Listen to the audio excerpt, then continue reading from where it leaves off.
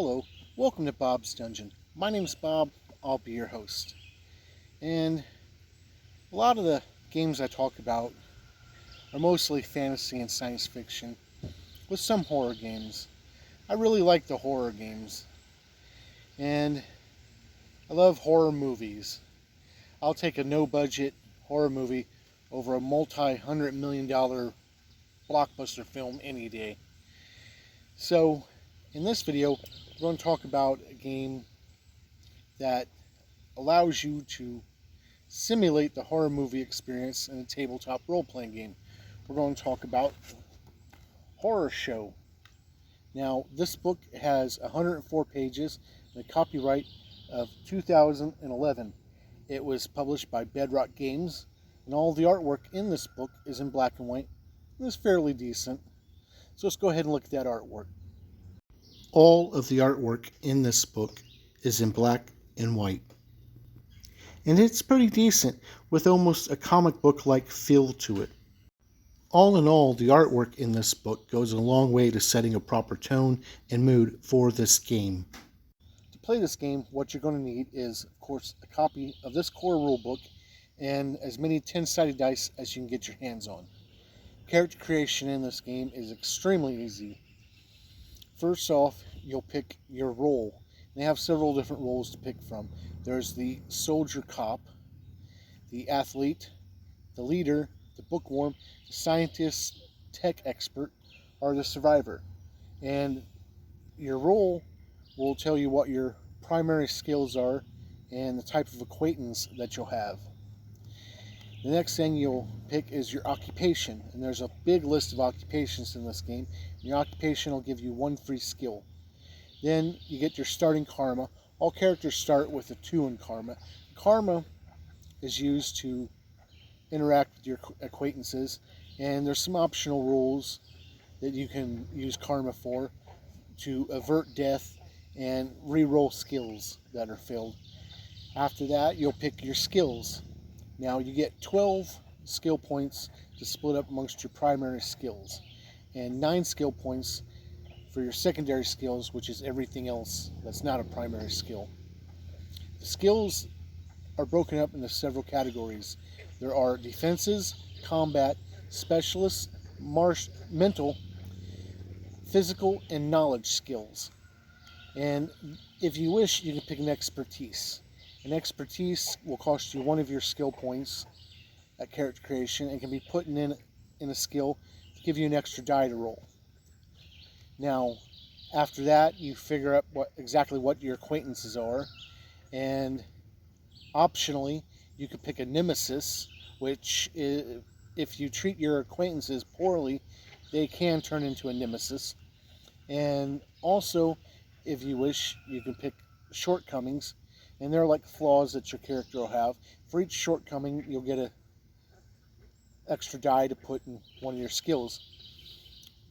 Again, another optional rule you can pick at character creation is a motivation, and they're like short-term or long-term goals that your character can accomplish for benefits. And that's pretty much it on character creation. The rule system in this game is pretty easy. You roll a number of 10-sided dice equal to what your rating in a skill is when you try to perform that skill or action, and the difficulty for them is either determined by the target's defenses or a number determined by the game master. And all you need to do is roll one success and you're successful. And if you roll a 10, that's a total success, you get a benefit to that success. In combat, the way that works is exactly the same. You roll the combat skill that you're using against the defense of the character or target, and if you hit, you roll a number of damage dice determined by the type of attack you're making.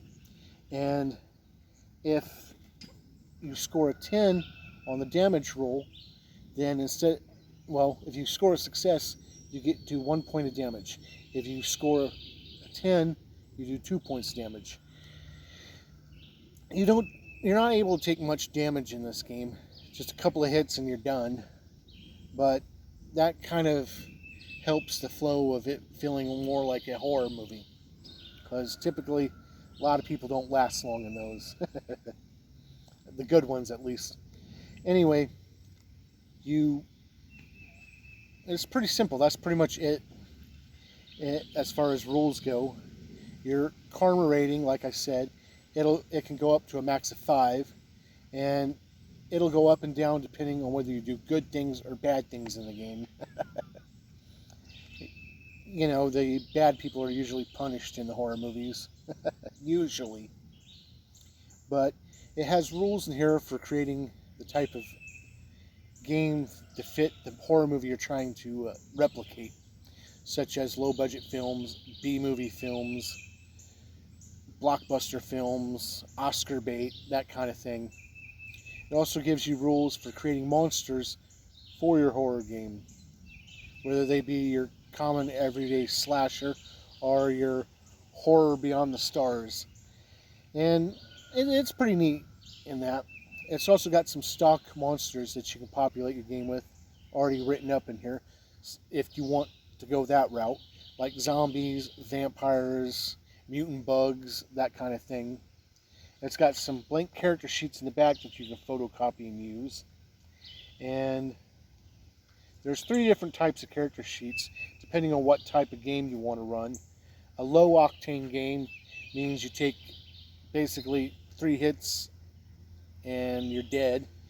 A standard game, which 3 hits and you're pretty much just incapacitated and dying.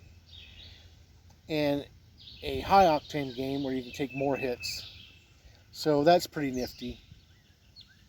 But it gives you everything you need to know about building your games and rules and so forth. It's extremely easy to pick up, learn, and run.